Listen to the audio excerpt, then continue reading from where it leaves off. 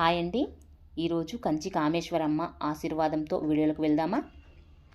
అమ్మవారి ఆశీర్వాదం పొందుతూ మనము టెంపుల్లోకి వచ్చామండి. అంటే కంచిలో ఉన్నాము మనము. ఈరోజు అమ్మవారిని దర్శనం చేసుకోవడానికి కంచికి వెళ్ళాం కదా. ముందుగా అమ్మవారికి ఇష్టమైన తామర పుష్పాలు, కొబ్బరికాయ అంటే అక్కడ అన్నీ సంబంధించినవి ఉన్నాయండి. తామర పూల మాల, మల్లెపూల మాల, గన్నేరు పూల మాలలు ఇలాంటివన్నీ అక్కడ అమ్ముతూ ఉన్నారు. అమ్మవారికి సమర్పించుకుంటే చాలా మంచిదని. ఇక్కడ చూడండి, మల్లెపూల మాల అమ్మవారికి ఎంతో ఇష్టమైన మల్లెపూల మాల అండి. అమ్మవారికి సమర్పిద్దామని తీసుకున్నాము. తర్వాత ఇంకా గుడిలోకి ఎంటర్ అవుదామనే లోపలండి అసలు ఇంకా గర్భగుడి ఓపెన్ చేయలేదు. మేము ఎర్లీ మార్నింగ్ వెళ్ళిపోయామన్నమాట. వెళ్ళిపోయేసరికి ఇంకా గర్భగుడి ఓపెన్ చేయలేదు కదా అనేసి ఇంకా గాలి గోపురం ఉంది కదా, అందులో నుంచి లోనికి వచ్చేసామండి. లోనికి వచ్చేసి చుట్టూతా ఇంకా ఆ తల్లి ఉన్న ప్లేస్ కదా అనేసి మొత్తం అబ్జర్వ్ చేసుకుంటూ తిరుగుతూ ఉన్నాం, ఆ తల్లిని తలుచుకుంటూ. మెయిన్గా అండి అక్కడ నాకు అనిపించింది ఏంటంటే మొత్తం పక్షులండి. ఎటు చూసిన పక్షులే ఉన్నాయి. పావురాలు, పిచ్చుకలు, కాకులు కూడా ఉన్నాయండి. కాకులు ఏంటి అనేది నెక్స్ట్ చెప్తానండి మీకు. ముందుగా అమ్మ అంటే గర్భగుడిలో ఎంటర్ అయినప్పుడు మనం పలికే మంత్రం ఒకటేనండి, శ్రీమాత్రే నమః, శ్రీమాత్రే నమః అని అనుకుంటూ మనము ఆ తల్లి నామము స్మరిస్తూ ఉండాలండి ఎప్పుడూను. అంటే అది చాలా పవర్ఫుల్ అయిన మంత్రం అండి. ఇది పలికినప్పుడు ఎక్కడ ఉన్నా పలకొచ్చండి. అంటే ఇది బెడ్ మీద ఉన్నా పలకొచ్చు, బస్సులో ఉన్నా పలకొచ్చు. ఈ మంత్రాన్ని ఇది జపించడం వల్ల, అది జపించినప్పుడు చుట్టుపక్కల ఉన్నవారికి కూడా ఒక పాజిటివ్ వైబ్ వస్తుందండి. శ్రీమాత్రే నమః అంటూ మనం ఏ పనిలో ఉన్నా ఆ తల్లి నామం స్మరిస్తే ఖచ్చితంగా ఆ పని అనేది జరుగుతుందండి. ఇది నా నమ్మకము. ప్రతి ఒక్క వీడియోలో మీకు షేర్ చేస్తూనే ఉన్నాను కదా, అమ్మను స్మరిస్తే ఖచ్చితంగా మంచి జరుగుతుంది అని. తర్వాత అమ్మవారి గర్భగుడిలో నుంచి మనకి అర్చన అంటే అర్చకులు ఒక కుంకుమ ఇస్తారండి. ఆ కుంకుమ సంవత్సరం అంతా దాచిపెట్టుకొని డైలీ పెట్టుకుంటే చాలా మంచిదండి. నెక్స్ట్ వచ్చేసి విష్ణు గుడిలోనేమో తీర్థం ఇస్తారు, అమ్మవారి గుడిలోనేమో కుంకుమ ఇస్తారు కదండి. చాలా మంచి విశేషము ఆ కుంకుమ అనేది. నెక్స్ట్ మేము ఇంకా ఎంటర్ అయిదాము గర్భగుడిలోకి అని అంటే అర్చకులు ఇంకా అప్పటికి రాలేదన్నాను కదా, ఇంకా సూర్యోదయం కూడా అవ్వలేదు. సరే చూద్దాం అనేసి ఇంకా అట్లే వెయిట్ చేస్తూ అంత ప్రదక్షిణ చేసుకుంటూ ఉన్నామండి. ఇప్పుడు సూర్యోదయం అవుతుంది. ఎంత అందంగా ఉందో చూడండి. గుడ్లు ఇట్లా గోపురాలు కనిపిస్తున్నాయి. ఎంత అందంగా కనిపిస్తుందో కదా అమ్మ ఉన్న ప్రదేశము అంటే. నెక్స్ట్ ఇంకా తులసి కోటకి ఇలా అమ్మవారిని దర్శించుకొని ప్రదక్షిణ చేశామండి. ప్రదక్షిణ చేశాక ఇక్కడ ఎర్లీ మార్నింగ్ గోపూజ అని చేస్తారండి. 5 గంటలకు గోసేవ చేసిన తర్వాతనే విశ్వరూప దర్శనం అనేది స్టార్ట్ అవుతుందంటండి. 5:30కి అభిషేకం ఉంటుంది, మళ్ళీ 10:30కి అభిషేకం ఉంటుంది, సాయంత్రం 4:30కి కూడా అభిషేకం ఉంటుందటండి. అంటే పల్లకి సేవ డైలీ ఉంటుంది. 8:30కి ఇంకా గుడి క్లోజ్ చేసేస్తారనమాట. ఇలా అనేది డైలీ జరుగుతుంది. ఏమన్నా అమావాస్య విశేషమైన పూజలు అన్నప్పుడు ఇంకా బంగారు పల్లకి సేవ అలాంటివి ఉంటాయంటండి. నెక్స్ట్ ఇక్కడ మెయిన్గా గర్భగుడి ఎదురుగా అంటే ధ్వజస్తంభం ఎదురుగా సంతాన భాగ్యం లేని వారికండి సంతాన స్తంభం అనేది ఉంటుంది. మెయిన్గా మేము వెళ్ళింది కూడా దానికేనండి. అక్కడ ఆ స్తంభాన్ని చుట్టూ 3 ప్రదక్షిణలు చేసి మన సమస్య చెప్పుకుంటేనండి ఆ అమ్మవారి నాభి ఉంటుందంట అక్కడ. ఆ నాభి ఉండడం వల్ల మన తల సంతాన స్తంభానికి ఆనిచ్చి మన సమస్య చెప్పుకోవడం వల్ల ఖచ్చితంగా సంతానం వస్తుందటండి.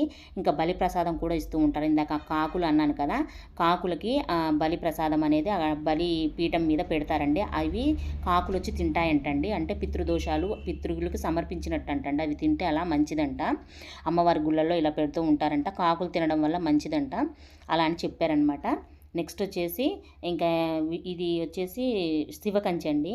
శివకంచికి కూడా వెళ్ళాము మేము. పక్కనే ఉన్న విష్ణు కంచికి వెళ్ళాము. చిత్రగుప్తుని ఆలయం కూడా వెళ్ళాము. ఇలాంటి ఎంతో విశేషమైన జన్మ ధన్యమైపోయిందండి నాకైతే. అసలు అవన్నీ చూస్తుంటే నాకైతే మాటలు రావట్లేదు మీకు చెప్పడానికి కూడా. నెక్స్ట్ ఇది శివకంచి కదండి. ఎదురుగానే చక్కగా నందీశ్వరుడు ఆ శివయ్యకేలు చూస్తూ మనకి దర్శనమిస్తున్నారు. ఈ స్ట్రైట్గా పోతే నందీశ్వరుడు ఉంటాడండి. ఇటువైపు ఇప్పుడు ఈ ధ్వజస్తంభం ఉంది కదా, ఇటువైపు స్ట్రైట్గా పోతే ఆ తండ్రి ఉంటారనమాట. నేను రాగితో చూడడం ఇదే ఫస్ట్ టైం అండి ధ్వజస్తంభము. ఎప్పుడు ఇత్తడిలో చూశాను, బంగారులో చూశాను, ఒక చెక్కలో కూడా చూశాను ధ్వజస్తంభము. ఇలా చూడడం ఫస్ట్ టైం రాగిలో. అందుకే మీకు షేర్ చేస్తున్నాను. ఇక్కడ చూడండి నందీశ్వరుడు ఎంత చక్కగా శివయ్యకేలు చూస్తూ ధ్యానంలో ఉన్నట్టు అనిపిస్తుంది కదా మనకి. తర్వాత శివకంచి కూడా ఇలా దర్శనం చేసుకున్నామండి. ఇంకా శివకంచిలో ఇంకా మెయిన్గా ఏంటంటే లోన మనకి మామిడి చెట్టు ఒకటి ఉంటుందండి. మామిడి చెట్టు శిథిలమైపోయింది ఇప్పుడు. అయితే మేము ఎక్కడుంది ఆ మామిడి చెట్టు ఒక చెప్పారండి మాకు, బాబాయ్ గారు అన్నాను కదా, బాబాయ్ గారు చెప్పారనమాట. అక్కడికి వెళ్తే దర్శనం చేసుకోండి అమ్మ, మామిడి చెట్టుకు 4 రకాల పండ్లు కాస్తాయి, అది దర్శనం చేసుకోండి అంటే సరే అని వెళ్ళి చూస్తే లేదండి, ఇప్పుడు లేదంట, శిథిలమైపోయింది. 3500 సంవత్సరం నాటి క్రితం అంటండి అది. అందుకని శిథిలమైపోతే దానికి వెండి తొడుగు తొడిగారు, ఒక బాక్స్లో పెట్టి అలా ఉంచారనమాట. ఇవన్నీ మనకు రాసులు నవగ్రహాలకు సంబంధించినవి అండి. అవన్నీ రాసులు గ్రహాలు ఉంటాయి కదండి, కుజగ్రహము కేతుగ్రహము, వాటన్నిటికి పూజకి సంబంధించినవి అండి. అవన్నీ వాటన్ని శివాలయాలకు సంబంధించినవి అన్నీ ఉన్నాయండి అక్కడ. నెక్స్ట్ వచ్చేసి ఇది రావి చెట్టు అండి. రావి చెట్టు దగ్గర చూడండి ఎన్ని ఉన్నాయో నాగశిలలు. మెయిన్గా ఇక్కడ అంటే ఒక్క సమస్య కోసం కాదండి చేసేది, మ్యాక్సిమం ఒక 1000-2000 దాకా ఉండొచ్చండి ఇక్కడ నాగశిలలు. ఎన్ని ఉంటాయో నేను అప్రాక్సిమేట్లీగా చెప్తున్నాను, నాకైతే సరిగ్గా తెలియదండి, నేను ఫస్ట్ టైం వెళ్ళాను కాబట్టి నాకు ఆనందం, నా మనసులో ఒక ఆనందాన్ని మీకు వ్యక్తపరుస్తున్నాను. నెక్స్ట్ ఇక్కడ నేను నమస్కారం చేసుకొని మెయిన్గా ఈ నాగశిలలు అంటే సుబ్రహ్మణ్య స్వామికి మనం దర్శించుకోవడం వల్ల పాలు పోసినా ప్రీతి చెందుతాడు, అభిషేక ప్రియుడు ఆయన, ఏది చేసినా ప్రీతి చెందే దేవుడు అండి మన దేవుడు. చక్కగా ఇలా పిలిస్తే అలా పలికే తండ్రి, ఖచ్చితంగా ఒక నమస్కారం చేసినా కూడా ఏ సమస్య ఉంది అని అడిగే తండ్రి అయినా కదండి మనకు సుబ్రహ్మణ్య స్వామి. ఇలా పూజ చేసుకొని అంటే కుజదోషం ఉన్న వారికి, సంతానం లేని వారికి ఖచ్చితంగా మంచి రిజల్ట్ అనేది ఉంటుందండి. 11 వారాలు కానీ 16 వారాలు కానీ ఇలా చేస్తే మంచి రిజల్ట్ అనేది ఉంటుంది. ఇంకా ఇక్కడికి వచ్చేసి ఇక్కడ నమస్కారం పెట్టుకొని ఇంకా నెక్స్ట్ చిత్రగుప్తుని టెంపుల్కి వెళ్ళామండి. నేను ఫస్ట్ టైం చిత్రగుప్తుని టెంపుల్ అనేది వినడం కూడా, ఇంకా ఇక్కడ ఉంటుందనేసి మా క్యాబ్ డ్రైవర్ చెప్పేసరికి ఇంకా ఇక్కడికి వెళ్ళిపోయాము. చిత్రగుప్తునిది అక్కడ అభిషేకం చేస్తున్నారని ఎంట్రన్స్లో. ఇంకా ఫొటోస్ తీయకూడదని వాళ్ళు చెప్పినప్పుడు పెద్దల మాట ఖచ్చితంగా వినాలండి, ఎందుకంటే ఎన్నో శక్తులు ఉంటాయి కాబట్టి మనము తీయకపోవడం చాలా మంచిదండి. నెక్స్ట్ ఇక్కడ చిత్రగుప్తుని ఎదురుగా 7 ప్రమిదలతో దివ్యజ్యోతులు వెలుగుతున్నాయి కదండి, ఎప్పుడు వెలుగుతూనే ఉంటాయంట. అలా నమస్కారం చేసుకొని తండ్రికి మళ్ళీ మేము విష్ణు కంచికి వచ్చామన్నమాట. విష్ణు కంచి కూడా ఇక్కడ చూడండి ఎంటర్ అయినాక ఎంత చల్లగా అనిపించిందో, అసలు మొత్తం పందిరు మంచిగా అనిపించింది. అసలే అవి చూడండి మండపాలు, ఇవన్నీ మండపాలండి. అంటే ఏమైనా విశేషమైన పూజలు జరిగినప్పుడు ఎంత పిచ్చి క్లౌడ్ ఉంటుందండి, మా క్లౌడ్ ఉంటుందంట. అంటే మాకు తెలీదు ఇంత విశాలమైన ప్రాంగణం చూడండి, అసలే ఎటు చూసిన శిల్పాలండి, అసలు ఎంత రాతితో చెక్కబడినవి అవన్నీ. అసలు ఎంత ఇది చూడండి స్తంభంలాగా ఎంత అందంగా ఉందో, అసలే ఆ వ్యూ చూస్తూ ఉంటే కడుపు నిండిపోయినట్టు, రాతి మీద చెక్కినాయండి ఇవన్నీ. అసలు ఆ శిల్పులకి అసలు ఒక సెల్యూట్ చేయొచ్చండి, నాకైతే అంతే అనిపించింది. ఇంకోసారి ఇలాంటి వేషధారణలో నేను రాకపోవడం నాకు చాలా సిగ్గుచేటయిందండి. ఎందుకంటే మేము డ్రెస్లో వెళ్ళాము, ఈ ఫారినర్స్ చూడండి అసలు వీళ్ళని చూసి నాకు చాలా సిగ్గేసింది. అసలు ఏంటి మనం ఏది అలవాటు చేసుకుంటున్నాం, వాళ్ళు ఏ అలవాట్లోకి వాళ్ళు వచ్చారు అని అనిపించిందండి.